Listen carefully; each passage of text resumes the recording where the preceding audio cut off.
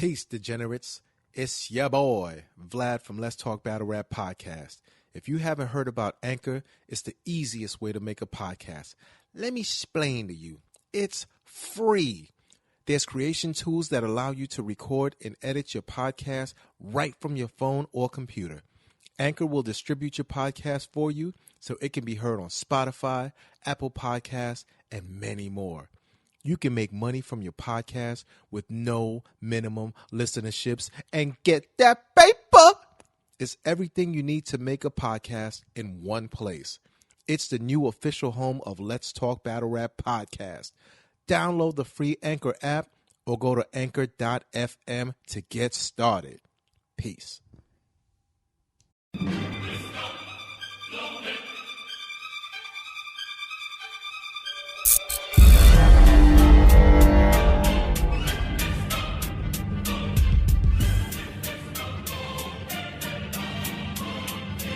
Boom, boom, boom, boom, boom, boom. The champ is here. What's cracking? RBE, I'm back. Are you ready, bro? Man, shut the fuck up, Pat. You're the funniest, bro. You know what? If I could best describe you, you're like, you sound real smart to a dumb person. All the talking don't Ladies even and fucking gentlemen, matter. welcome What's back going to down, Let's man? Talk RBE, Battle man, Rap I take that shit Podcast. with me anytime. Your boys France and Vlad back at it like a crack addict with another edition of the Retrospective. This time we're taking you back to Club Drum. That's right. Rbe Pearly Gates 2. We're going to bring you back in time. We're going to let you know what was going on around that time, what led up to these matchups, where these gentlemen were in their careers and in their lives. So that's right. Get your popcorn, sit back on that couch, chill. You ain't got nothing else to do right now. Let's get in tune with your boys. France, what it do, baby? Quarantine Dream Team is back for another retrospective podcast. Yes, sir. 2018, May 5th, Cinco de Mayo. Ay,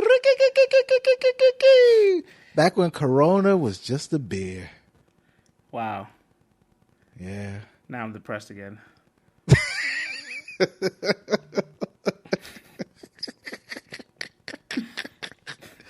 It's all right, big dog. We gonna snap out of it one of these days. All right, so or months or years.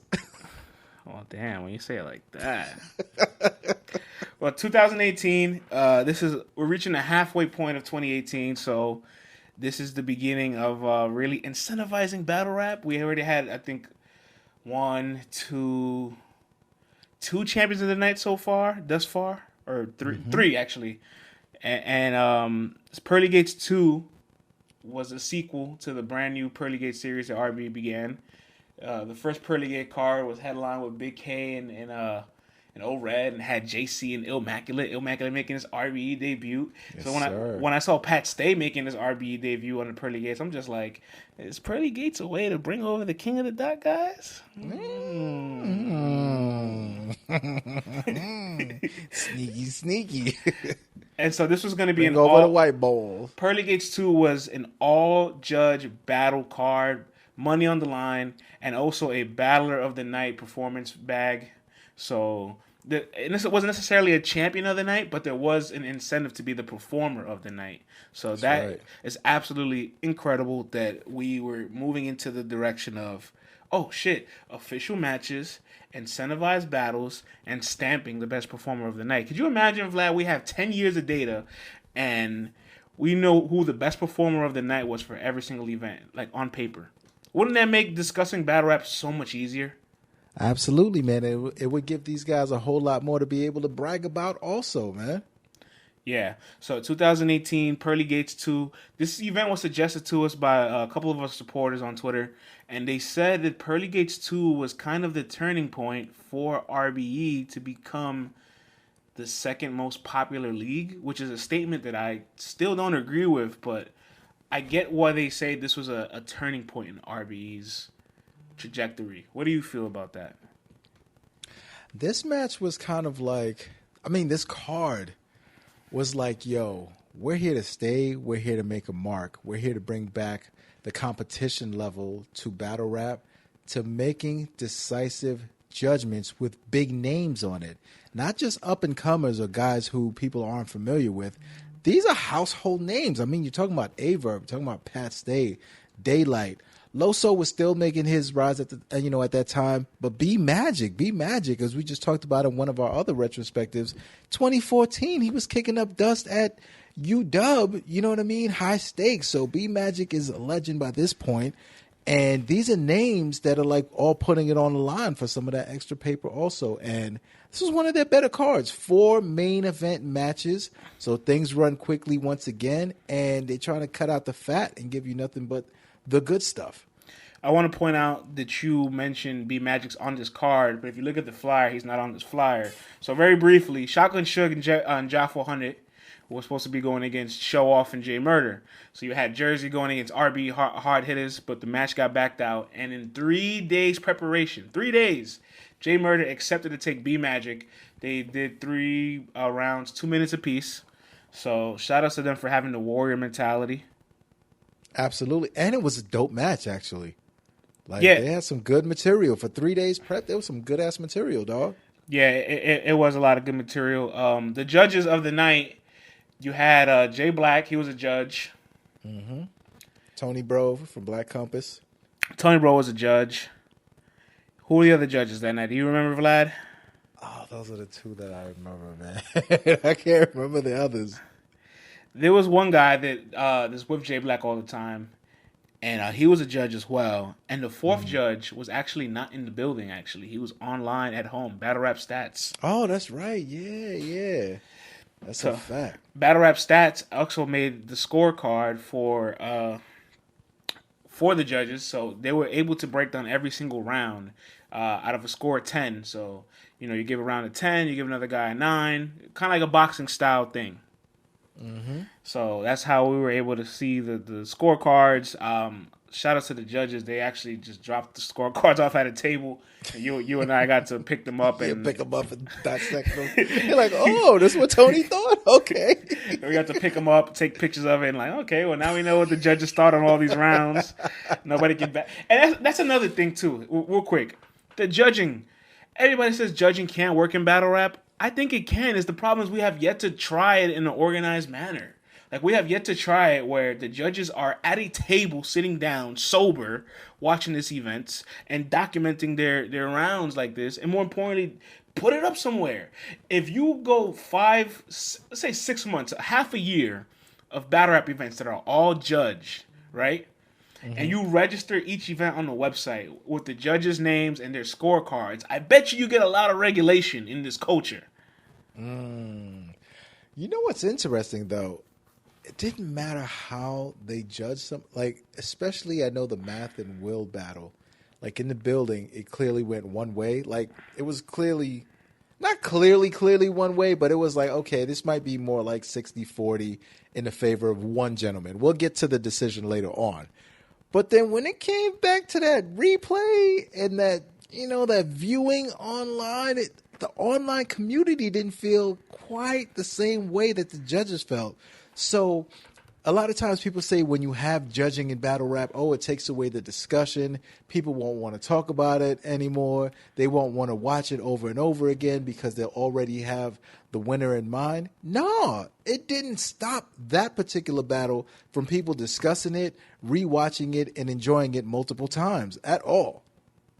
Yeah, I concur. That's the thing at the end of the day with judge matches. Like, I understand the value of promo. I don't want everything to be promo. I don't want everything to be judge. But when you create a judge battle, the aspect of the battle being debatable doesn't vanish. No, not at all, man. Not at all. And France, watching this event again, man, I really miss Club Drum. It's such a great place for battle rap. I love Club Drum. This was one of the most Club Drum nights we've had that year. I remember absolutely. Like every single time you go to Club Drum, you get there. They say doors open at 1:30, 2 o'clock. Right? 3:30 thing. Yeah, you get there at 3:30. I mean, if you get there at 3:30, you're gonna miss the one SK because they always start on time. At that time, So it is what it is. Me and Vlad will exchange duties. You're like, you're gonna watch the one SKs today, or I'm gonna watch them. All right, well, let me get there early. Who's watching the prelims, and I got there early because Bigelow, a friend of mine who battles, he's battling Jay Slash. So I was like, Vlad, I'll get there and watch the prelims. Just pull up at 3:30. You'll be all right. Hey, I made it there in time to see Blick the Barbarian and Luck Dollars battle, so I still caught some of the prelims. We saw Luck Dollars really early before he caught all his popularity and before the Dot Mob. Before Dot Mob. And look at that, the four guys from that 1SK. And this always been my problem with RB in their 1SKs. They never retain those guys, and they never keep them. They never keep them around because now Luck Dollars is a prominent name who got JC is in Dot Mob and might be in the Crucible tournament, and he's a valid prospect. Exactly. Lawrence, you're our guy. You've been on the podcast before in person. We rock with you. These guys got to graduate to some bigger plates and to some 3-round battles with some names on the league. Like, they have to jump. There has to be an incentive for doing well in these 1SKs, bro. Salute to you. Salute to you giving them some shine on these major cards. But there has to be a reward system where these guys can elevate on your platform. Yeah, I concur. And something about the atmosphere felt a little different, right? When we first walked in, like, obviously you knew every match kind of counted. And you're looking around, there's some special people in the building. There's a lot of people in the building. Saw Rex in the building, saw Mook in the building. You're like, what are you guys doing at RB event? What you guys doing sitting in the back over there? What's going on here? Yo, watching the footage again, there's a lot of people in the building that I didn't remember seeing there in person. You go to so many events, see so many things. And yeah. I'm like, Lex is there? I'm like, A-Ward is there? Saga's there? And I forgot these people were there, man. Like, there was mad cats up in there, man. They're like, I just totally, didn't even recognize at the time. Like, oh, snap. There was mad people up in there. I concur. I absolutely concur. Yeah. Yo, also, speaking of the setup, there's something that we've got to talk about, man. Yes, sir. In just a couple of years, the visuals from RBE have totally done a 180. Ever since Avocado took over, it's been magnificent. Well, listen, he's the man. But, yo, the way that an event is shot can totally change your perception about the league, the battlers, everything about what's going on. Like, you look at that, how it's set up, there's so much empty space in front of the crowd, and everything is kind of taped off for the production, but yet you're watching the battlers and you're watching two cameramen standing on the stage as if they're almost part of the performance, and it's just distracting you and taking away from everything that's going on. It wasn't shot well. You know what I'm saying? And you're like, this is only 2 years ago. It was so crazy watching it. It was such a trip that it just made me want to shout out Avocado, man, for the wonderful job that you and your team does. It makes RBE look amazing now. And I think that's one of the things that make the people say, yo, this might be the second best league out there. You know what I'm saying? If they still had some booty visuals, I don't think people would be saying the same thing as much. They've come a long way. Absolutely. And I think about just the event earlier that year, which was the one with Goods and Gyms, unfortunately. Lift to Soul, Goods and Gyms, Lift to Soul 4. Ouch. I mean, rough ending, but good event. Very good event. And by the way, we have to be very grateful for the fact that Drom let us back in after a fight 3 months ago. Facts. Yo. I think we almost took it for granted. You know what I'm saying? And you're really right about that. The stuff with their visuals, because one thing about RBE, they have this, and iBattle has this hurdle as well. I never could watch the content back and feel the same way I felt about it when I first saw it. And I You mean love when you saw it in person, you mean? yeah, and I love Club Drum. I absolutely love Club Drum. Like, there's never a time I don't go there get some wings. You know, Vlad, the wings of Club Drum are amazing. You know what I'm saying? We get a drink or two afterwards. The dollar pizza right next door. You getting your content. Chop it up with everybody. Chop it up with everybody. You get out early enough to still go get your boogie on. Hell yeah. You know what every time I go to Club Drum, I go down to like New York Beer Co. and probably watch a UFC fight that same night. It's a Saturday, or then I head uptown and go to Dykeman and get my dance on. You know what I mean? Hello, wink, wink, hello. So RB events in New York always held a special place in my heart for just like how much it catered to the life of a battle rap fan, and more importantly, this was a 4-battle card, so it was like really quick and in and out. Before we get to the matches on the card, I remember vividly arguing with Newborn outside. Or Born. Why were you guys arguing? He said RB is now the second league, and I'm like, so we're just diminishing everything King of the Dot did? Like, literally diminishing every blackout, every Battle of the Bay. You know. Hold on, did he mean of all time or at that current moment? Like, they have eclipsed King of the Dot. Oh, come on, man. There's too much history there. And for me, it's kind of like, yeah, that's how I felt too. Like, there's too much history. Yeah, sure, maybe they have the momentum right now. So if you're talking like pound for pound, they're number 2. But I'm not ready to put the stamp that RBE is the second league of all time. Like, it's for me, it's always gonna go URL, King of the Dot, and anybody else. Right. Yeah. I mean, King of the Dot was taking some time off. They had slowed down. RBE was picking up. They had some names going. They had a lot of momentum going. But you cannot erase the history that King of the Dot did in putting on a whole country and then bringing on some of the best battlers from all across the world. Let's not forget that. I know a lot of times, people got their favorites, people got their picks, but King of the Dot put on for the world, man. And that's something that can't be slept on. And they got their moments, too. Like, they've got tons and tons of history and accolades behind them, the chain, all that stuff. Like, let's not sleep on what they put on. Yeah. So I just wanted to get that out there. It's like, all right, let's not forget where King of the Dot is here. But RB was definitely on its way. It was climbing the ladder. On the card, B Magic and J Murder. Like we said earlier, they short prep, 3-day battle. J Murder has always been one of those guys that, like, he has a really strong work ethic. He has those performances in the trenches that they're really good. But sometimes when the lights are the brightest, the material isn't as potent as it is in the closet. There could be hit or miss with him a lot of times. And when he's on, he's really on. And it was something that ARP was saying around that time that, when everyone is talking about the whole PG movement and certain people getting certain styles and that it was originating from a Prez Mafia, but originally it originated from his man J Murder. And watching this B Magic battle, I can see what ARP was kind of talking about.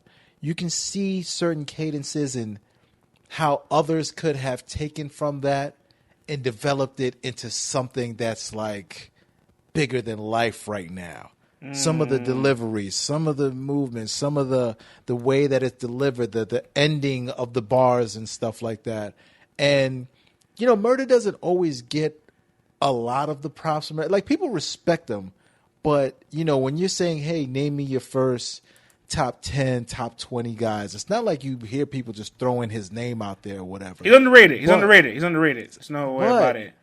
He has a little something from all the way back then that people were able to take little bits from and turn it into something even greater. You know what I mean? But for this B Magic battle, though, France, he really showed up, man, in that short prep. And remember, we spoke to him after this joint, and he was just saying he was just in the zone, he was in his bag, and he just wanted to prove that he can really deliver in short time and be powerful, and that he was. And he had an amazing and one scheme in his joint also, man. And he was very scheme heavy in his battle.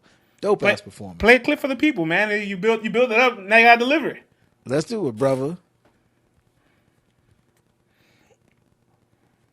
Need y'all to listen. The outcast could always do it, big boy. Just never notorious. A victor could win and still never know what glory is. See, you not good because you can rap, sucker. Y'all sleep. You ain't good because you can rap, sucker. Motherfucker thought he could write a past. Now this where his story ends. Who writes the past? The historian? Oh my God. Wake up for this one. For one, it ain't fair. So this minor change with the text, I don't resent shit. I told him to bear arms. And for a second, he forgot what a men meant. Bah! Hey, yo. When I spit, just gives a lava picture that's fire. Rock with me. When I spit, just gives a lava picture that's fire. Rock with me. The sign is in every line. For a gram, you kissed a 9. I'm too ill when I rhyme. You sick. Because if his mouth runny nose, I have his face dripping. He ain't sniffling. Quick break. I got some money to make, nigga. See, I'm trying to whip a foreign, cuz. And battle rap ain't helping with those fucking goals. I'm busting snow, sliding sleeves with a ratchet tucked under clothes. That's all I know. But the stuff he don't get is until I'm in a saline, I'm he likes to flex the pen. Now he's about to get into the and one scheme, man. We know we're basketball fiends, so you know we love this. Saline, we go. But the boogers out. They say, yo, Murder, you still scheming? Yes. I'm in the streets, nigga. Still scheming. Shout out John and Chiller. Still scheming. I got one more. Hey, yo, I got one more. Hey, yo, I caught a headache. Just wondering what you came to spit. The fact they seen I was hot, sources couldn't handle the fact this is someone who the game would get. Despite a man being a professor, hey, yo, that didn't change the bit. I grew up by the alley, Mo. If shit escalate, I'll bang the tape.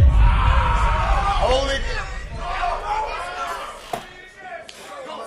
I caught a headache. Wondering what you came to spit. For being hot, sources couldn't handle the fact this is someone who the game would get. Despite a man being a professor, ayo, that didn't change the bit. I grew up by the alley, Mo. If shit escalate, I bang the tape. He broke to the gates, I let it air up there. Until the gates is right. And one more thing. With this 50, I'm sick with it. And hold 30, but you'll be dead before the last round. This the main event. Fire, man. And one scheme. Chilla Jones scheme. John throwing in there. Street Life throwing in there. All kinds of schemes in there, man. Dope round from J Murder to end off that night. Yeah. End off his night, I mean. And he also got the win. So, you know what was interesting in Club Drum? Towards the left side corner, where like the guys from the kitchen come in and out with like the food. Oh yeah, no. Did you notice every single battle rapper after they won their battle, they went into that room? And like That's the money room. Yeah, they went to. I'm like, wait, are they going into the kitchen to get their bread?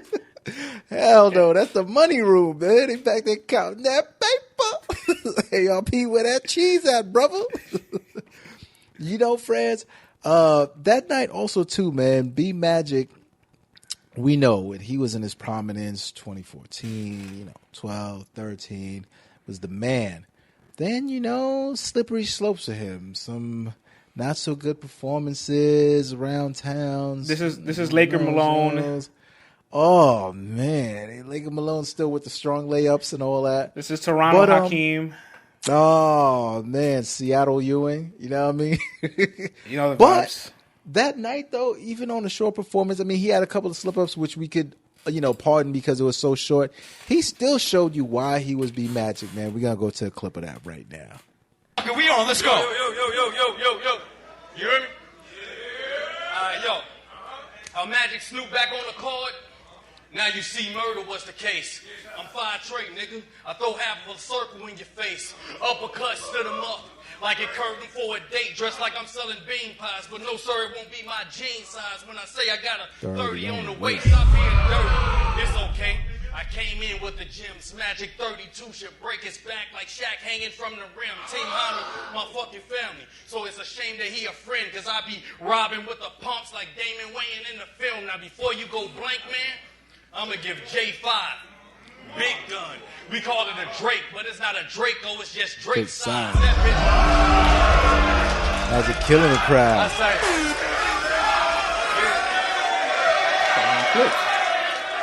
I say, that bitch come with. Nah, man. Yo, there's no way B Magic wears a size 30 jeans, by the way. I'm sorry, man. No way on earth, brother. I know you vegan and all that now, but hell to the nah, man. What's going on? But man. What's happening in St. Louis? Now everybody's vegan. Yo, man, brothers ain't trying to die early, man. But specifically, Hitman, Verb, and Magic, and then, you know, young Il don't even eat his Chinese food no more. What's happening? Listen, bro. Brothers have seen the light, man. Okay? They've seen the light. Ain't trying to get that gout, high blood pressure, none of that stuff, man. They trying to duck that Rona, trying to keep that immune system healthy. You feel me? Next battle on the card. Word of mother. Next battle on the card, we had your main man, Loso, part of Latino Heat, versus the infamous Daylight. Let's paint the story and the narrative real quick at the time. I want to take everybody behind the curtains on this one. This is something we didn't know in real time, but now that it's been revealed, I'm going to tell you a very interesting secret, Vlad. Oh, let's do it. So, Loso had a back-to-back, if you recall. He had Daylight, and then the following week he was booked on King of the Dots, Mask 4/Blackout card. So, obviously, his opponent was not yet announced, but now that we know it was Moneybags, we knew that he had a back-to-back. At the time period, this is before Loso made his URL debut, and there was if you were a media member and you wanted to make a headline, anything, all you had to do was, should Loso do a PG? Like, you can make content on that topic for days. Right. And it was a really hot topic circling battle rap. Beasley and Loso had a conversation prior to his Gnome debut. He said, look, I know you're booked for the next 2 weeks on, you know, the other leagues, Rbe and King of the Dot, and they're moderately big stages, even though they're not like URL. If you do good in your next 2 performances, we can talk about a Gnome plate for you. So everybody, extra incentive for Loso. So now everybody that points back to say winning doesn't matter, well, this was a time period where winning mattered, because if Loso not got the decision against Daylight or had got upset by Moneybags, we wouldn't have never got Loso on Gnome. Damn, some behind the scenes exclusive there, man. Loso had to dig in his bag for that one, boy. But see, that's not common knowledge. So obviously we're just thinking to ourselves like, well, Loso and Daylight should be a dope match.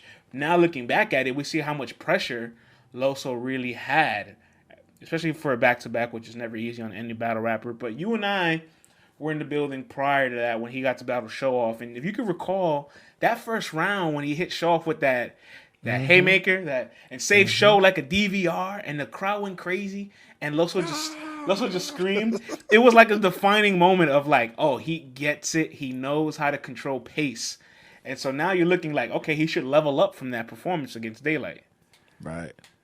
Absolutely, man. And Daylight, at this time, man, he had been through so much already with battle rap.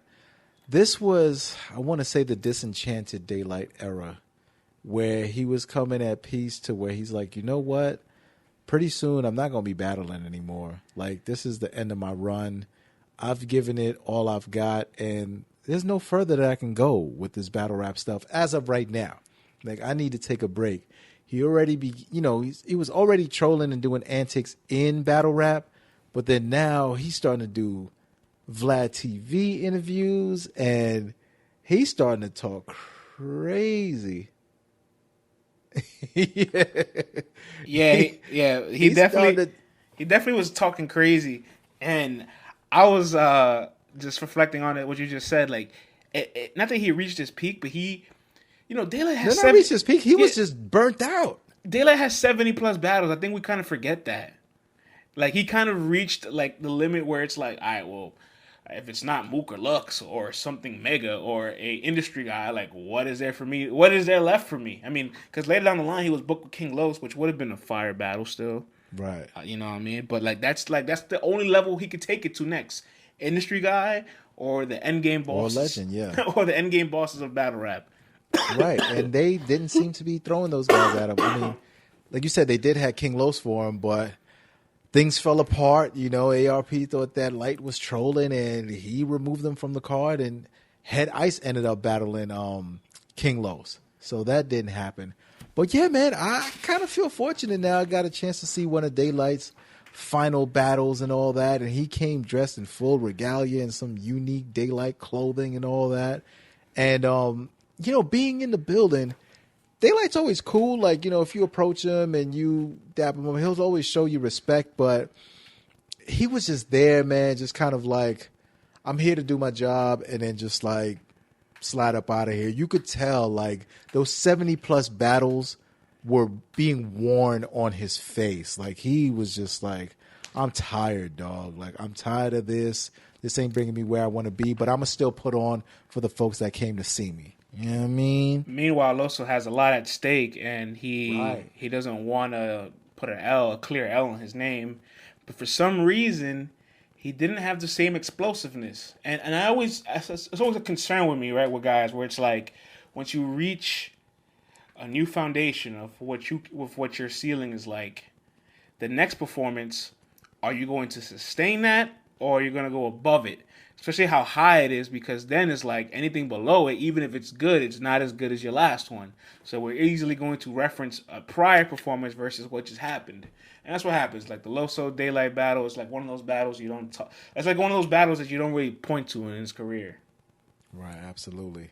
Well, with all that being said, let's get into a clip of Loso. Fabuloso. Here's a couple of things I think y'all need to factor in. You use jokes as a form of deflection for the conversation, but you can't pretend. So then you troll and house the insecurities from your past events. I mean, you pack a pen, can't rap the win. You wear a scully over your face, but never deal with that mask within. That's why you lack a friend. I'm up here telling this man repent. You see the way I move? It's deja vu. You up here getting 30 by the facts again. And then... Hey! Oh, man. Yo, Loso is underrated for his angling.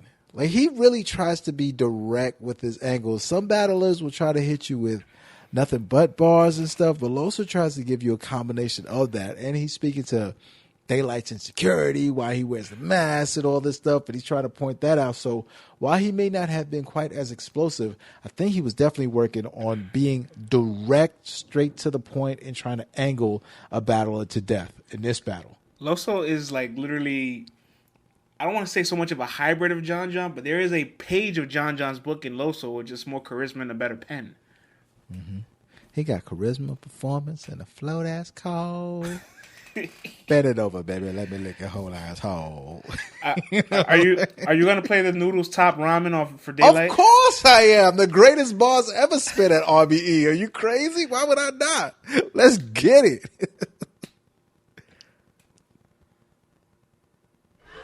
They thought I was gonna come with semantics, but I came with semantics.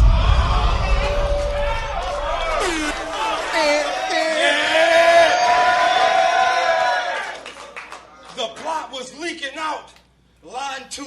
Only thing on my mind is whipping all these niggas. But that's a lot to think about. They let you on the card. That's cool. For you, at least. It's a never-ending story with the big dog. They get these kids booked and see they ain't on the same page as y'all prediction. Stop the kitchen. He just a noodle souped up. That explains why they gave Low main stage competition. Low main stage competition. You hear that, friends? Let's get Noodles off the top. Let's go, Daylight. Bring it home, baby. Stop the kitchen. God, I got a proposition for the girls. If y'all missed it, you might have to stop time and then rewind it. Noodles, souped up, low man. Nigga, this is top ramen at its finest. Top ramen at its finest.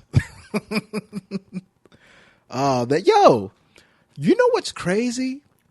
Watching that battle again, Daylight was much better on camera than I remembered him being in the building. So now we're about to get to the very interesting point of Pearly Gates 2, right? We're reaching the half-hour mark. And it only took us 32 minutes to talk about this. So the over-under, we probably went over on it. All the battles on camera didn't translate to the decision that was made in the building. A lot of controversy when every battle dropped. Yeah, man. It goes to that in the building / on camera feel is different. That's why I try to tell people, you have to go to at least one live battle event to understand what it's like and to see why people come to the decisions that they do when they're in the building. Because when you're sitting at home, it looks one way, but when you're in the building, it could look a completely different way. Vlad, I have the perfect analogy for in the building, on camera judge battles, and And what that is, player. why is there such a discrepancy? And you and I right now are currently in the markets, right? Every day we're looking at some charts. We're watching Yes, these sir. we're watching these candlesticks. You're looking at stocks. I'm looking at Yep. foreign exchange. Yep. And you and I know very well that when you're studying a stock chart or a forex chart, and you're looking at it in the past, everything looks like sliced bread, and everything is like, oh, I would have did this. I could do this. Okay, this happens here, but it ain't the same when it's happening in real time. Sure ain't. Yo, man, that's a great analogy, bro. It really ain't. Because sometimes you be looking at these charts and you're like, oh, okay, I see the base right here. If it comes here, it's bound to do that. And it might do the complete opposite, man. You just never know what's going to happen. You might put a moving average on your stock chart, right? And for people listening at home, a moving average is just a trend line on the chart that kind of like points up and down when price is going up and down. When you look at the moving average in the past, you'll see where it points up, where it points down when price moves. And it's like, okay, cool. But in real time, that trend line isn't moving in that direction. It's wiggling. Exactly. Wiggling just a little bit. It's wiggling, it's indecisive, and it's not necessarily pointing in any direction, so you can't make that decision on the spot. So absolutely. you know that's also where a little bit of the analysis on the spot kind of has to come with a little bit of luck, a little bit of biasness as well, I guess. Yeah, like you can. And listen, man, you got to give some people some leeway, man, when they're judging these things in person, because you're not there. You don't understand what that energy feels like. But sometimes you watch it back, you're like, this happened the way I thought it. What happened? I'm not watching the same battle. Most interesting yeah, aspect of the judges is one of the 4 judges, or 5 judges, I believe, were home. Yeah. So they got to say, well, we need one perspective that's not here. But even though he was home, he can't hit the rewind button. This is a live stream. So he also doesn't get the full luxury of watching a battle on camera. He just gets to admire the content without the energy persuading him. And without the extra in the building distractions also. Sometimes when you're in the building, somebody wants to talk to you, you know, people bumping you. You got the guy bringing out the fried shrimp and the fries walking past you and all that. And you might be a little slizzard. You might be a little, you know what I'm saying? Hey, But look. when you home, you get fully focused a little bit more than the cat that's in the building sometimes. So that event, right? And then I never forget it because like when that battle dropped and the next battle we're gonna get into, Ill Will and Math dropped, everybody had the exact opposite results, and this is why judging wouldn't work. And I'm like, are you guys looking at this is exactly why judging does work. because It's even more controversy now. It time stamped the emotion of what happened, and more importantly, every single battler had a post game interview after their battle, and they kind of admit defeat. So they're also like, yeah, I feel like I did lose, like for what it was. But It's kind of crazy, man. It's kind of crazy. I think maybe we just have to finally establish, like, I can see this battle when I can see how this person won in the building, but on camera it's very different. Well, you know, that's why whenever we come from live events, we always go, hey, in the building, this is who I got winning. But when I look back at it on camera, it might go the other way. And until you actually show up in the building, you're never going to understand what somebody means by that. So the next battle, Math and Ill Will, very intrigued by this because The gloat. the gloat was born. He created his alter ego. He was actually at that time period, Vlad, head of the race of the Champion of the Year race. He was a front runner, man. He was They gave him a cake on Champion, a red velvet cake, the black people's national cake, brother. So early in that year, he battled Shoddy P on the Gannick and Gully card, which is like a rookies versus vets card, and he had a stellar performance there. And he kind of was bouncing back on King of the Dot at the end of 2017. So it's like this was like a rehabbing Math after some really rough performances, you know. He comes back to URL and battles Snake Eyes out in North Carolina. A week later, battles Ill Will and RBE. A fucking legend. And the week after that, he's on King of the Dots Mass 4 card where he battled Real Deal. So he had 3 for 3. Yeah. No easy assignment. Very tough task. Or was it 3 for 3?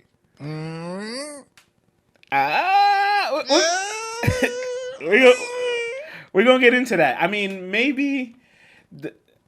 I'm not saying he lost any of the 3, but for the fact that maybe he was competitive in all the 3 and had a moment in all the 3. He put on in all 3, sure. He put on enough for you to debate that he won all 3. So that's where that's where the cake came in. It's like, hey, well, you memorized 9 rounds in 21 days and you didn't get killed. Good job. And some people are saying you won, man. Congrats. Here's a cake. Eat the cake, anime. Word, man. Oh, but yo, this Math Hoffa was really good. And even Ill Will had to go, this is the best Hoffa we have ever seen. But yo, what's crazy, once again, in the building, I completely had it like, yo, Math got this. Like, I mean, he won, like, clearly. And then the battle drops, and I'm like, yo, this ain't so clear anymore. Like, what's going on here? Like, Ill Will really put on also. Like, it wasn't that clear. But it was a super close, super competitive, highly entertaining battle. Even had Math doing a twerk bounce in this joint. You know what I'm saying? Math found his groove. He knew all of his material. He was certain of everything that he had to do in his battle. And he put on projection on 100, delivery on 100. Crowd connection, like this was Math in tune with the people. In the building, right? Like if you never saw that performance ever again, you might have been able to walk away saying that was one of the best Maths I've ever seen. Yeah, and you wouldn't have been wrong. I mean, now you look back at it on paper, you're like, well, it's up there, but it ain't the best. But in that moment, it just felt so captivating. And I remember prior to the battle, there's a little bit of history there. The battle was once upon a time booked elsewhere, right? There's a little history between that woman that has an OnlyFans account. Yikes! You know what I mean? And bust it for me, baby. And Math got on 15 Minutes of Fame, had an interview, said, I'm going to 30 Ill Will. Like, he looked into the camera and, like, said it and confidently believed it. And after the first 2 rounds, he has, like, this glow to him, right? Like, he's like, oh, like, you're really about to 30 Ill Will. Word, man. Remember Math was backstage at that one URL event, getting mic'd up, talking greasy about Ill Will and all that. Right. So it even stems back from that, too. And, yeah, man, this battle lived up to what it was supposed to be. You know, 2 tough guys up there, 2 skilled, talented gentlemen, and they put on. They did not let the crowd down. And, France, was this the birth of NYBN?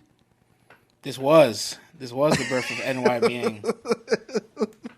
All he needs is a hookah on that stage, man. This guy's the ultimate Dominican, Puerto Rico. I don't know what his ethnic background is, but NYBN has taken over the RBE stage whenever Math Hoffa is there, and this was the birth of him, man. So without further ado, shall we get into some Math Hoffa, brother? Go ahead. In this game, bullying vets, and I became the king. You came in bullying rookies and got your name to ring, but with the seasoned ones, Will lost. So how's it safe to think that he could catch a win on a rider? Well, I seen stranger things. Season 1, Will lost, stranger things. Never doubt the skill, cause I'm season 2. Y'all gonna see me take the monster out of Will. Shout out to Math for watching Stranger Things and being a fan. You know what I mean? Some crazy. Math had a lot of schemes, punches in his joint. Like I said, super crispy delivery, man. Super on point. Cannot be mad at Math Hoffa at all. Yeah. Ill Will, what you got for me, player? Hey, I just want to say, I'm already solidified in this shit. I'm set for life. I know y'all agree with this. This is the best Math I have ever seen.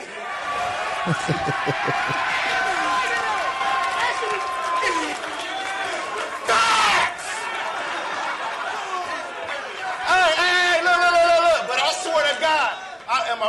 swear to God, I swear I'm not gonna do or say nothing to make you put your hands on me. Not even a little dose. I'm serious. I want to dash that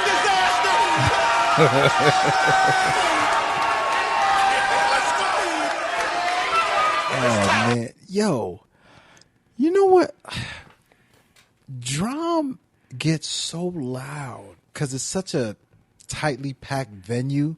When you're watching it back on tape, you know how some places seem deader than most? Like, it seems even more live when you're watching it back on camera, man. Ill Will had that crowd going crazy. Obviously, he's got a sense of humor, and he's not afraid to use it, ever.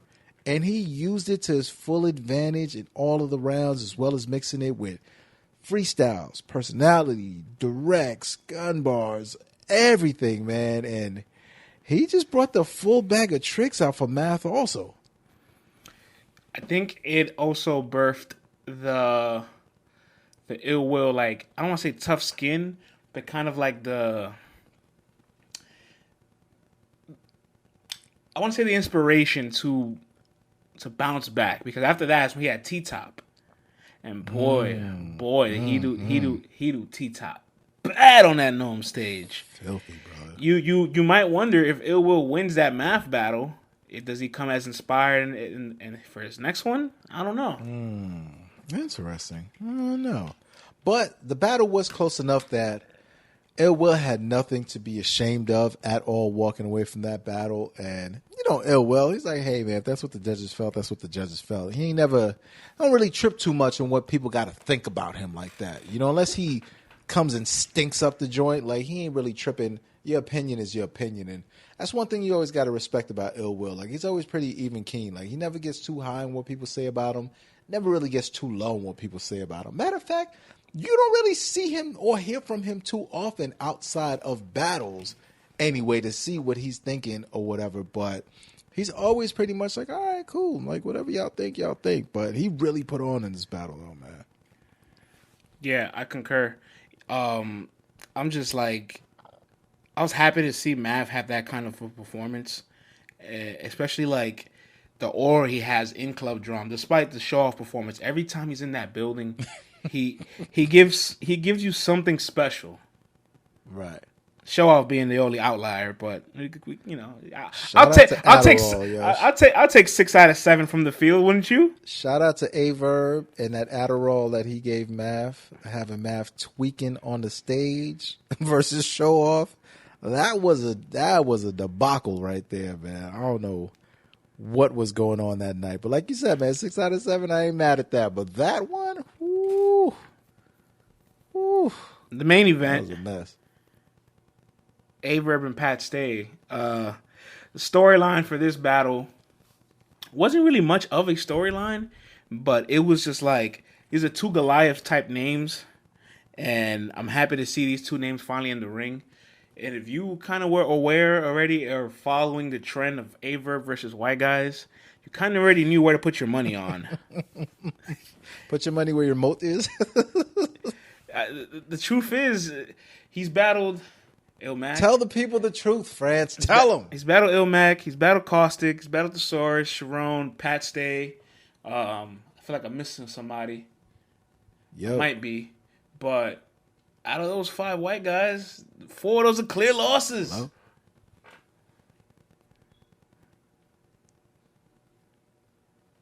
You hear me, Vlad? Yeah, I got you now. Yeah. I said he's battled Ilmac. He's battled Caustic, Thesaurus, Sharon, Pat Stay. And out of those 5 white guys he's battled, I feel like I might be missing one. 4 out of those 5 are clear losses. Yikes. What is it about Verb and white guys? I don't know what it is. I don't know. Maybe he tries to paint that angle and it just never could work. Yeah, man. And unfortunately, once again, man, it didn't work this night. He got voted as the loser of the battle. Pat Stay won this battle. And, yeah, France, I got to keep it real. Verb was a little underwhelming in this battle to me. Well, Like, being that it was my first time seeing Verb perform in person. ever. Yeah. I never saw him perform in person before that. And I've been a fan of Verb since the beginning, ever since I seen him battle SB. And I'm like, all right, man, Pat Stay's one of my favorite. Verb's one of my favorites. This should be a really dope battle. And, you know, this is when Verb, like, first kind of turned vegan, and he was hella chill. You know what I'm saying? Like, a lot more relaxed than, you know, you remembered him to be and stuff. And plus, you know, Verb's getting more comfortable. And the more times you do this, the more relaxed you are on stage. But he just seemed way more relaxed than I thought he was going to be. And Pat Stay was way more amped than I thought he was going to be. And it just made for a visually different battle than I expected to see in my mind. You know, Ilmac had made his debut on RBE, so now seeing Pat Stay make his debut, you're kind of looking at like, oh, all the King of the Dot guys are now making that transition over to RBE. Can they transition? And it was, right. I felt like it was a pretty dumb question I asked. Like, of course they could transition. It was pretty easy pickings. Like, Verb at the time was coming off the twerk battle where he whispered for 3 rounds. You know, right, and twirled his fingers, and the beat out battle was like a rejuvenation. It was kind of like It was kind of like turning back the time machine, like when Rudy Gay earlier this season was just like dunking on people, and he had like 25 points. You're like, oh my God, Rudy Gay turned back the clock. Wrong. So you're looking at Verb like, oh shit, like maybe he's got a little juice in his last little stretch. And right. This was actually the start of Pat Stay's Champion of the Year run. And I don't know. It makes me feel like people weren't really in tune with Pat Stay prior. Because, like, when they see this Pat Stay now, they're like, how do I beat this? Like, they just looked at him like, how do I beat this guy? And Pat Stay had us all laughing in that room. And that's when you kept highlighting the value of comedy in battles. Yeah, France, I think the correct thing would be to say, I think black people on this side of the battle rap game didn't know how deadly Pat Stay could be. Because it felt like the rest of the world knew, and the black folks who were in tune with KOTD and Pat Stay knew, but it felt like everyone else was just kind of clueless. Like, who is this guy? Like, why is he so good? When did this happen? How come I don't know this? I'm like, were you people sleeping under a rock? Like, did you not, like, where have you been? Why are you not paying attention to what's going on? But then I got to remember, some people like what they like. You know what I'm saying? Some people only like underground boom bap hip hop, and some people like a little bit of everything. Vlad, Pat Stay's one of these guys that like gets mentioned by industry fans of battle rap, like Lil Flip, Corey Guns. He's talking to Shaq right now tonight, bro. He's talking to Shaq on his IG Live. Like, there's a lot of guys that like will say Pat Stay. They'll throw Pat Stay's name all the time when they're talking about greats. That's a fact. But I felt like, you know, starting with the RBE switch when he battled Verb, then when he battled Danny Myers, the most inconsistent Plan B buyer, and then hopping over to Smack, you know, once he made that leap, I think that's when everyone got in tune and go, yo, he's deadly. But he's been like this since the beginning, since Elements League. Like, this ain't no different, you know? And I will say this, though. His performance versus Verb, it was a little choppy at times, but he brought so much entertainment. The comedy, along with the bars, along with the multi, along with some of the straight talk. But even he'll tell you, hey, man, I wasn't my most prepared for Verb. You know, I should have been way more prepared for Verb than I was. But he still delivered, and he delivered enough that the judges had him winning this battle. And as for Verb, I was expecting much more, man. Like, I felt like some of the multis he was kicking was just like, they were cool. Like, some of the angles he had, you know, the white guy angle. And then he used like a hillbilly voice to describe Pat Stay's father's voice. And I'm like, this guy's from Nova Scotia. Like, there's no way he sounds like this, Verb. Like, I just felt like both guys could have prepared just a little bit more for one another, and it could have been an even crazier battle. But, you know, for what it was entertaining enough, though, at the time. But it's not a battle that lives on in history where you're going back to it and, you know, quoting it for folks and bringing it back and watching it over and over and over again. But at that time, though, the comedy was just so much that, you know, was a saving grace for the battle. Yeah, the comedy factor was it highlighted how important it is to like get away from the bars, right? Because Pat Stay, Swiss Army knife, and he can rap well, is intimidating, can freestyle. Like he just has so many attributes that he can beat you with. Like he's like one of these guys that he can beat you off the dribble. He can spin. He can shoot the fadeaway. He can play off the ball. He can cut, and he can defend. So you're like, oh, well, what the fuck's going on here with this guy's Kawhi Leonard right here? Just it has a deadly mid ranger, and he can shoot the three if you leave him wide open. So like, and he's gonna drop a mixtape in the off season. You know, what I'm saying? He does it all. It's absurd, but Pat Stay decided like, all right, let me find out what I need to do to kind of make sure the energy is with me here. Because interestingly enough, at one point in the battle, we talk about this all the time off air. His third round, he kind of got into one of those like, I'm white, so like I'm really the minority in this hip hop world. Woe is me, and the crowd wasn't feeling it. And you can tell he had more left in the angle, but he said, I'm gonna get out of here. I'm getting out of this bag right now. Ain't nobody feeling sorry for those 6'8" white boy who's all diesel. Like, ain't nobody feeling sorry for my ass here. Let me get out of this bag real quick but get back to some funny shit. But that's why, like, his awareness and putting pressure on the stage just made him so good. But then, ultimately, how about this? We didn't even mention this at the time period, breaking it down, and he's a 3-time defending champ, so he is used to winning on the spot. Absolutely. And you can tell, too, like, some of that stuff he's just up there creating on the spot, literally. Like, you can see him creating it on the spot, just freestyling and coming up with it. You know, and that's what makes him so dangerous. Like, if he's already fully prepared and he still has a chance to, like, come up with things on the spot, it's going to be a tough night for you to win. But if he only comes halfway prepared, he can make up the rest right then and there and give you a good enough performance to still beat you. Like, he's a trickster, man.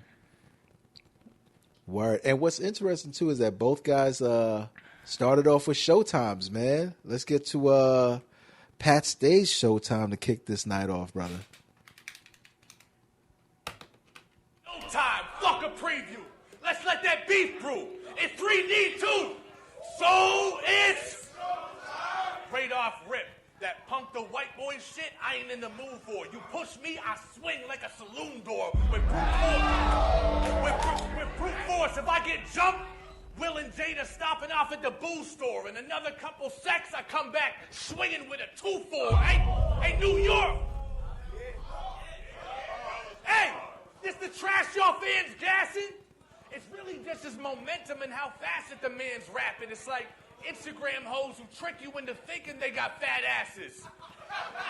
So I know the perfect angles to make this body look fantastic. Handcrafted. Hell yeah, man. Starts it off with the showtime, and now let's go into Verb showtime. Get on this stage and do what I do. I'm just gonna wild on them. 3-minute round. Book me. Long time preview. 3D. So it's nigga, you from Nova Scotia. You don't know this culture. You can't rope a dope us. I'ma kill you here, then take the body over. Hey, Loso, watch how I Holy Ghost. I'm from where all the animals gotta know the poachers. Riding around loaded holsters. Train for this smoke, nigga, like a locomotive. I can make your mama car motor blow up, pressing my Motorola. ANSI, everybody back off. TV remote controller. Too many battle rappers in this seat, not me, nigga. I control the motion. You ain't the wave, white boy. Nigga, control this motion. 9 years I've been overloading. Hate from the bloggers, biased crowds. It's gonna take a lot to kill me, sucker. I'm used to overdosing. Yeah. Yeah, back-to-back showtimes. What's interesting is this is like one of those joints when Verb, for a while, just wasn't completing his whole entire slogan. He's like, 3D, V2, E2, so it's... And it's like, yo, dog, man, like, you got to say the whole thing and get the whole crowd into it. And then he just goes into like a... kind of so showtime, man. When you're playing them back to back, you realize the crowd is going way crazier for Pat Stay's showtime than they actually are for Verb showtime. Yeah, he just got real lazy with it. like he like wants the crowd to finish it, and that's where like you can see like a different tier of Verb. Like this is like, okay, this is Verb's stage of his career at this moment, right? So his legs are shot. He can't jump as high. He's laying it up with a finger roll instead of trying to dunk it. Like that's it, right? This is where we're at with Verb, right?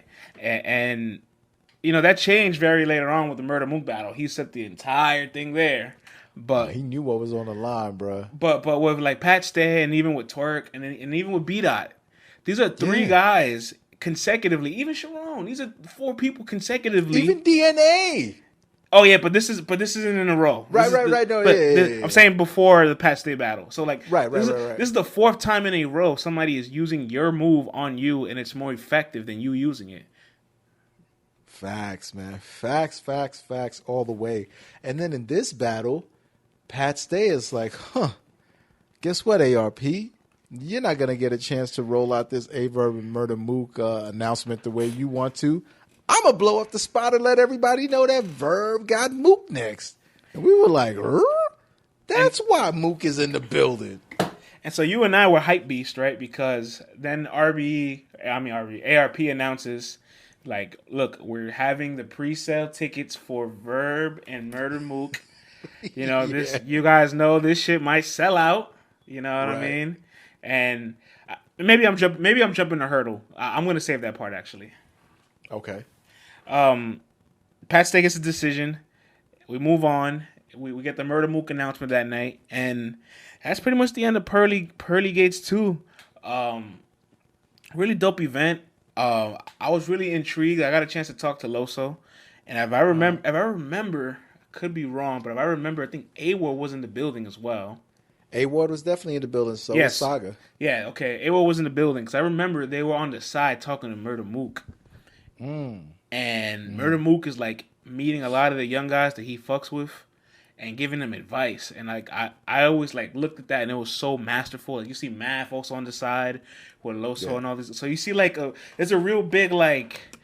you guys you were the new era battle rappers. You guys seeing us still like perform at this level. If you want to be able to sustain this for a long period of time, like this is what you have to do. So it's kind of like when LeBron pulls Ja Morant to the side, right? And he's like, I got you, young king, whatever you need, on and off the court. You know, if you ever need anything, all you gotta do is just give me a call. I'll be right there. You know what I'm saying, bro? He gave him the young king. The praise, the dap. You know, LeBron didn't give that to Zion, though. He just gave Zion a little bit of love. He didn't know Zion at the time. You know, it's the first time meeting him. You know what I'm saying? But do you think he whispered in his ear, like, young king, do your thing? You know? Of course. Come on. Yo, LeBron is perfect, bro. All right? He does nothing wrong, man. You know, of course he did. Mook whispered into Loso, yo, keep doing your thing, young king. Here, young king. Yeah. Young king. Look here, young king. If you need some help, any advice, here's my number, 3 a.m., 4 a.m. Call me anytime, young king. I'm here for you. Yeah, let's get to the categories. Let's do it. What's aged the best from this event? Good question, bro. I mean, I guess Math and Ill Will. Like, that one has definitely aged the best for me. Like, I can still enjoy that battle. It's still hyped. It still gives me all the factors. And both guys were really on. Like, they were spitting some high-level stuff in that battle. What's aged the best for me? I think what aged the best for me, and it's tough, but it was really... Just past his performance in general aged the best for me.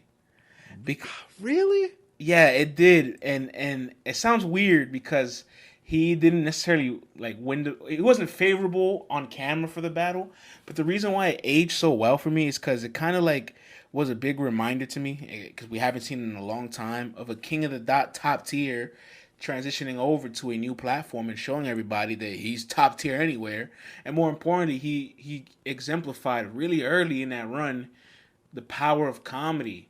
Like, we talk about it all the time, and we just said it like maybe 15 minutes ago, but like, in that room in Club Drum, you would diffuse the lyrical miracle guy with just cracking a joke on him. Oh, every time, yeah. And we've seen it with Swave and B-Dot and Clean, Jims, Pat and Danny. Endless amount of examples where you're in that small room environment and you just clown your opponent, and whatever the fuck this bar guy has to say is gone.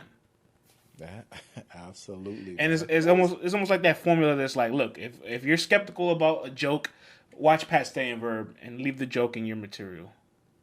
That's interesting, man. Okay. All right, brother. What's aged the worst?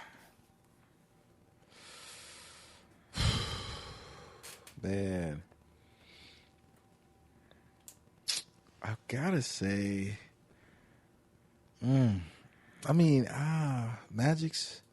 Magic was all right.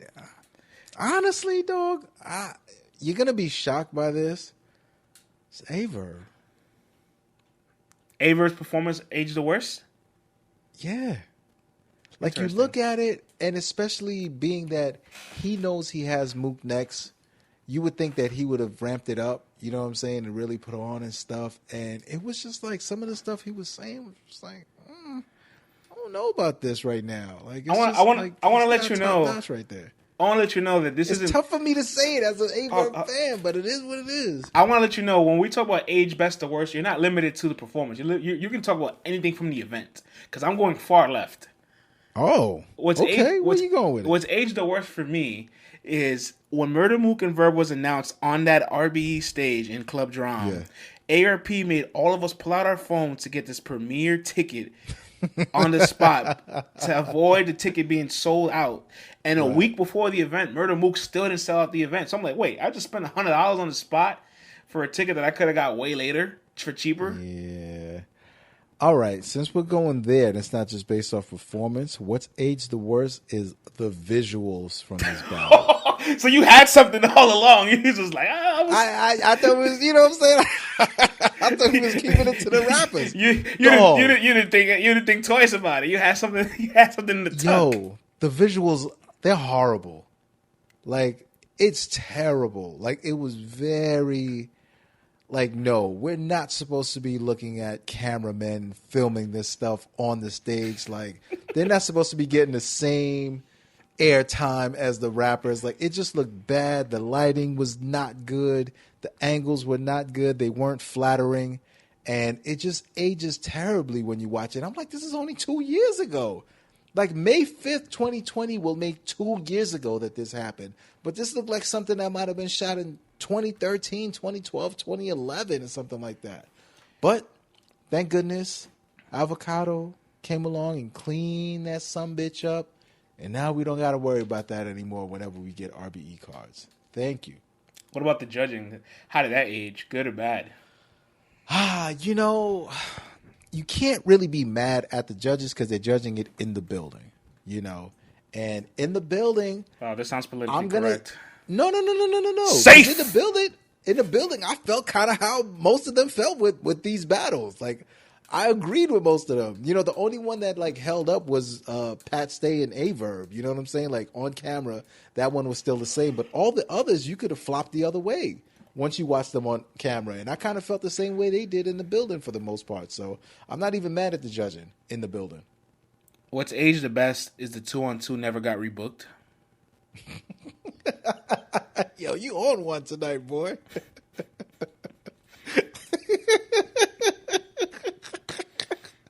What's up with you?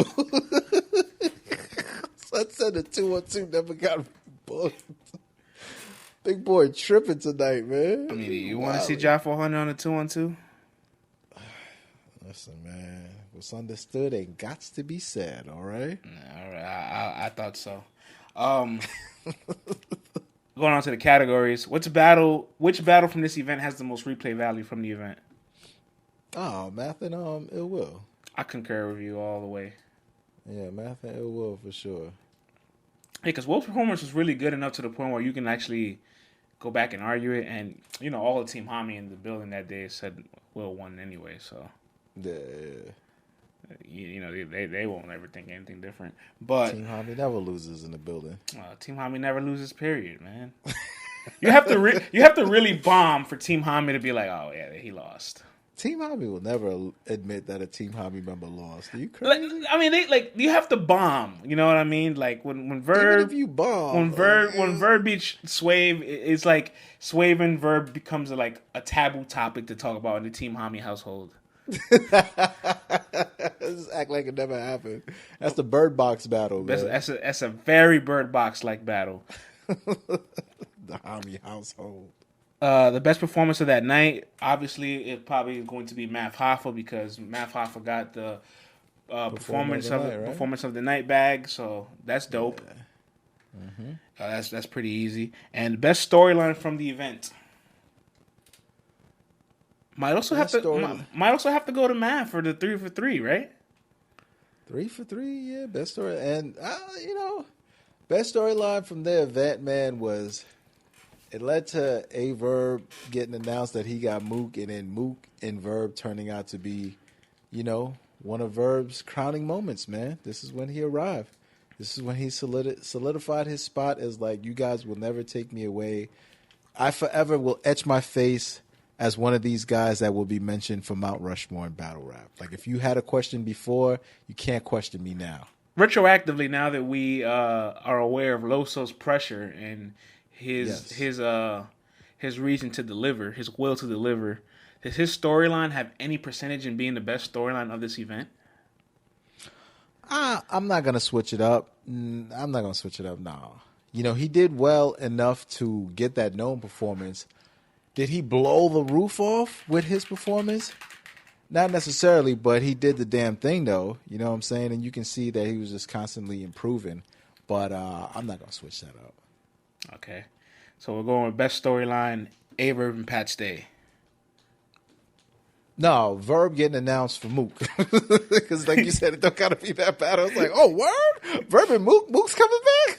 All right, cool. I'm with it. Yeah, I mean, Verb and Mook then created content for weeks and months, because the even after that damn battle, man. Yeah, even afterwards too. So like you had a content farm available to you now that you knew Murder Mook was battling Verb and Pat Stay had just beat Verb, and Verb had a debatable with Twerk and B-Dot, and so now you're like, wait a minute, hold up, Verb arguably might have lost his last 3 plus the Sharon battle, so Verb's on a fake losing. Like there's so many different outrages to this. There's like Verb's on a fake losing streak and just lost and gets Murder Mook, but then like you look back and say, would I have wanted the winner of this battle to really get Murder Mook, like Pat Stay versus Murder Mook? Like, is that a battle you want?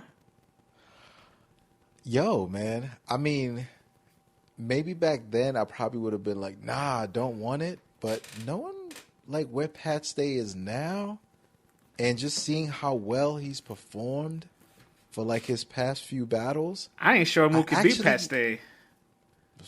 I actually would like to see this battle, bro. I would like to see it. I would like to see this battle, man. So, yo, how different would it have been if ARP would have been like, all right, y'all, and the winner of the A-Verb and Pat Stay battle is getting to get to battle Murder Mook, man. Shout out to Pat Stay, Murder Mook coming up with RBE Rare Breeds. We're going to have to add that to the categories. What is the biggest what ifs of the event? And so now, and there you go, Pat Stay versus let's paint this other world where the winner of the main event gets Murder Mook. Pat Stay won, and now Brick by Brick is headlined by Murder Mook and Pat Stay. Wow, that's a whole other battle, man. That's a whole other battle that could go any which way. And like we said, how much humor is a part of this battle rap stuff, and Verb didn't have any humor. Now imagine Pat Stay brings all the stuff Verb had and gets a chance to clown on Mook too? And then does Mook do all that pushing and 52 hand blocks and pressure points that he did on Verb? That's a good question, because there's a height advantage there. Height, muscle advantage, all that. Like, what happens? You know what I'm saying? Like, what happens at that point? It's a whole other battle, bro. What a sliding door moment. I mean, maybe Mook walks out still being... I don't want to say loser, because obviously he did so amazing against Verb in that building. Like, we love the performance, but I definitely think he walks out of there still losing online. Like, like the consensus couldn't wait for Murder Mook to just have blood in his mouth, because he walked away flawlessly out of his last 3 in the past 10 years. So anybody just putting up a fight against Mook was gonna walk away with like praise. But yeah, go ahead. What's crazy is people are gonna hear you say, Mook did amazing, and they're gonna be like, "What? That's not the battle I saw." Blah blah blah blah. Blah. But y'all weren't in the building. Y'all don't understand the energy that was happening in the building. In the building, nobody thought that Murder Mook was doing bad. Like everybody was like, "Yo, this is a dope ass battle." You had to contain the building from believing Murder Mook wasn't over exaggerating his performance. You had to literally control some of the fans to not faint that during his rounds. It was totally different, man. This is why I continue to say y'all got to come out to these events and see what is going on, man. But that's the biggest what if. That is the sliding door moment. What if the winner of the main event would have got to battle Murder Mook and we would have got to see Pat Stay versus Murder Mook? I also want to think Pat Stay versus Murder Mook has this like interesting realm where Pat Stay lands an equivalent haymaker like he did towards Danny Myers with the run on sentence, because if you remember Murder Mook battled, and after he battled it, half the building's population kind of depleted, and Pat Stay battled not 1 but 2 performances after Murder Mook, so he's kind of late into the night, he's after the main event, he's after all the electric energy's gone from the room. And Pat Stay's second round, that haymaker is just as loud as when Murder Mook was performing. You turn the speakers on your computer to try to listen to this battle, it screeches. That's a fact, man. He killed it, bro. So with that same opportunity there, he probably would have been had maybe more than one of those moments against Murder Mook. Plus, he's a better freestyler than Verb, so. Right. Yo, and he comes up with some haymaker on the spot. It could have been nutty, man. But that is a battle. Yo, now that you say that, man, I wouldn't mind seeing that battle, bro. That's a challenging one because it's not going to play out the same way that Iron Solomon and Murder Mook played out. I'll tell you that much. Mook battle Iron, so I guess Mook has the white card already on his belt, right? Boom. He can scratch it off. But Loaded Lux, unfortunately, because these guys barely battle, so the queued up list of who you want to see them battle is always changing. You never could throw any elite name at them. For example, I want to see Hitman and Mook, but because Mook is in the radar between Briz and Surf and other names that want to see Mook as well, you probably won't get Mook and Hitman because there isn't the build up there for it. But if we're talking just a pure elite level of battle rapping, Hitman is the guy to battle Mook next. As Pat Stay's the guy to battle Mook, maybe even Lux. Lux has never battled a white battle rapper. That'd be an interesting match too, man. Oh, man. Yo, Francis, it's been another great episode, player. Yes, sir. Retrospective. Listen, everybody, lock in with us. We're here for you during this quarantine. We know you can't go nowhere, so we're going to keep dropping bomb after bomb after bomb. If you got any questions or inquiries, email the show at letstalkbattlerap@gmail.com. Leave us those 5-star comments on Apple, and check this out. Now, when you go on Apple, when you go into the description of the show, yes, there's a place where you can leave us a voice message. Just click on the anchor link. That will let you know that you can leave us a voicemail message, and you can talk to us directly, and we will answer any questions that you guys have. Follow the show on Instagram and Twitter at LTBR Podcast, and follow your boy Program V on Instagram and Twitter. Until next time, be safe out there, and we'll see y'all. Peace.